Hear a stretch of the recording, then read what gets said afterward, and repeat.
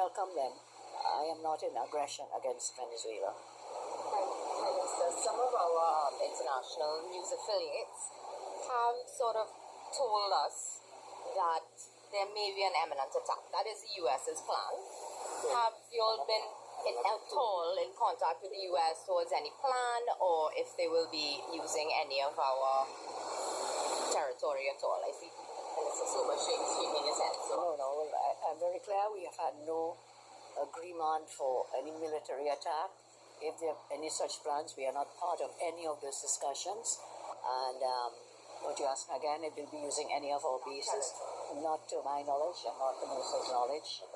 There is no such agreement. What I had said, I maintain it.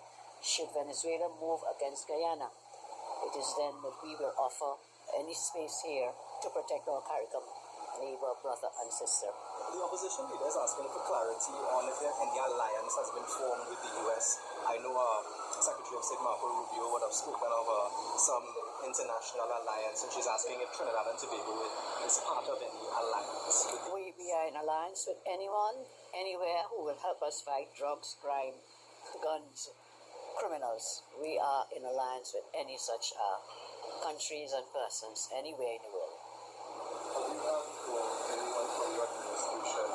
Had any recent talks with anyone from the government of Venezuela about the recent issues there?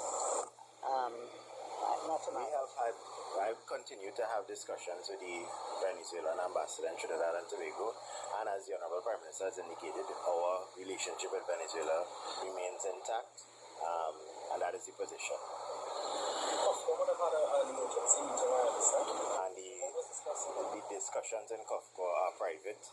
There will be a statement that will be put out. Pursuant to that, I guess the media will glean from it what they will.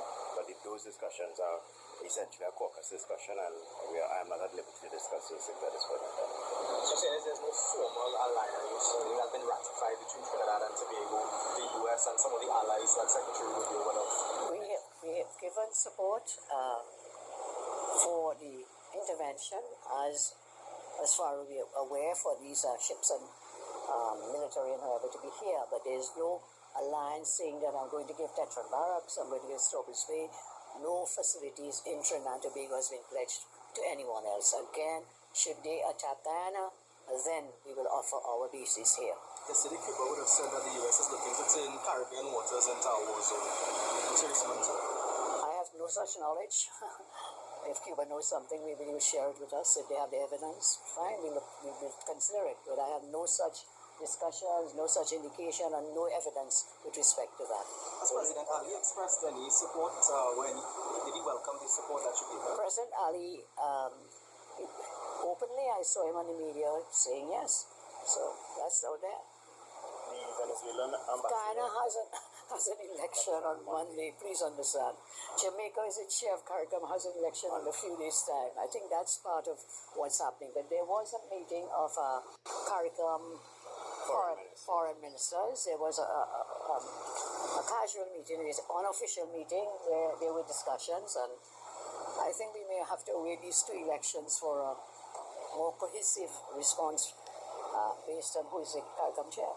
Venezuela's ambassador and Cuba as well, both of them suggested that the U.S.'s pretext for sending these ships to the region and sending a nuclear submarine to deal with terrorist drug cartels, that doesn't line up, it doesn't make sense, and they think it's an excuse for them to send these ships to the region to destabilize Venezuela. What are your thoughts on those comments? I don't agree with them.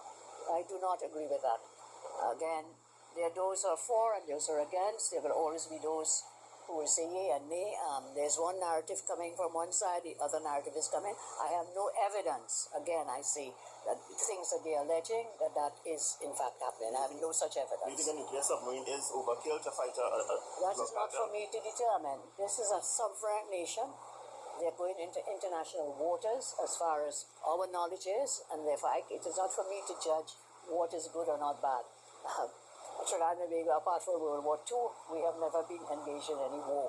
So I cannot assess what they want to do or not do.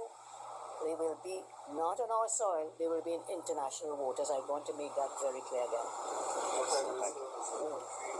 of this side, Trinidad and Tobago, it's always a balancing act, I would think, between powers like the US, you have China that I think has given support for Venezuela, for example. How do you and your administration manage that balancing at this particular time? We balanced well so far. We have not had any war zones with Venezuela. But it's not just for a country like us, it's all over the world with the new geopolitical architecture that is forming. We all have to balance and we all have to rethink things that might have happened in the past. We have to rethink to chart our way through some very, very difficult geopolitical times. So, yes, balance is important. I think Trinidad and Tobago thus far has balanced well. Again, I repeat, we have no evidence of the allegations being made. And further, we have no discussions of the U.S. actually be deploying on Trinidad and Tobago soil. If they know otherwise or they say there's more, share their